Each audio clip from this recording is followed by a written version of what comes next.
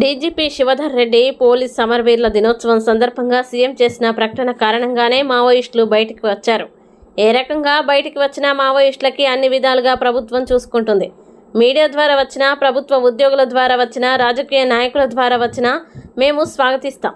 Party పరంగా విభేదాలు, ఆరోగ్య కారణాలు, ఇలా అనేక కారణాలతో బయటికి వస్తున్నారు. తెలంగాణ రాష్ట్ర కమిటీ సభ్యుడిగా ఉన్న ఆజాద్ 30 ఏళ్లుగా అజ్ఞాతంలో ఉన్నాడు.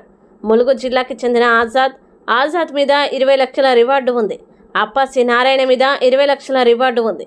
మిగతా వారికి 25,000 రూపాయల నగదు ఇస్తున్నాం. 1.41 కోటి రూపాయల రివార్డును 37 మందికి రివార్డుగా ఇస్తున్నాం. 11 నెలల్లో 465 మంది మావోయిస్టులు లొంగిపోయారు.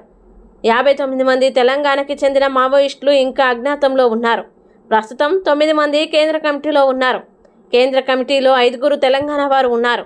10 మంది స్టేట్ కమిటీ సభ్యులుగా ఉన్నారు. ప్రస్తుతం కేంద్ర కమిటీలో ఉన్న తెలంగాణ వారు Muppala Lakshman alias Ganapathi, Mala Rajireddy alias Sangram, Tippiri Tirupati alias Devji, Ganesh Damodar.